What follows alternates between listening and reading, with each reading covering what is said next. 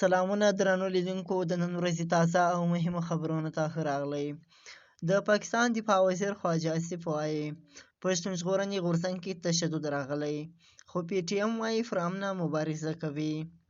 د پاکستان دفاع وزیر خواجه آصف دعوه کړې ده د پښتون ژغورنې غورځنګ پی ټی ایم د لومړي سربیانیه سمه وه، خو اوس پکې په کلاره تشدد راغلی.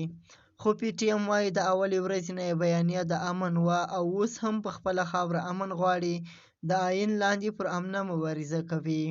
پاکستان په 6 اکتوبر پی ټی ایم لا قانونه ګرځولی دی. سیاسي ګوندونو د حکومت دغه اقدام مخالفت کړی دی او پی ټی ایم وایي د حکومت دغه پریکړه نن په 8 اکتوبر په پېښور های کورټ کې وکیلان چیلنج کوي.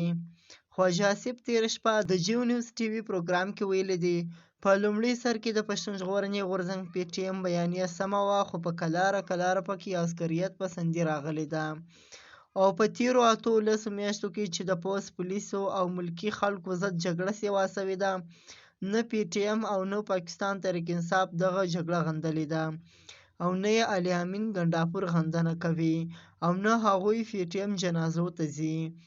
خواجه آصف دعوه کړې ده پی ټی ایم دا موقع ګڼي چې وسلوال فعالیتونه سیوا شوي دي، چې سبا کېدای شي موږ ته د دوی سره یو ځای کېدل وي، نو پی ټی ایم دغه لاره پرانیستې ساتي. په تیر وخت کې سم و، خو اوس هغه شان نه دی. خواجه آصف دا هم ویلي دي پی ټی ایم اوس وسلوالو د بیانیې سره ودرېږي، خو د پښتون ژغورنې غورځنګ مشر منظور پښتین بار دا ویلي دي چې دا پر امنه تحریک ده او پی ټی ایم به هیڅکله تشدد نه کوي او نه یې د پی ټی ایم په یو ورکر باندې څوک ثابتولی شي چې هغه تشدد کړی وي. دا و د نن ورځې تازه او مهم خبرونه. سبا نیوز سبسکرایب کړئ او له نورو ملګرو سره یې هم شیر کړئ.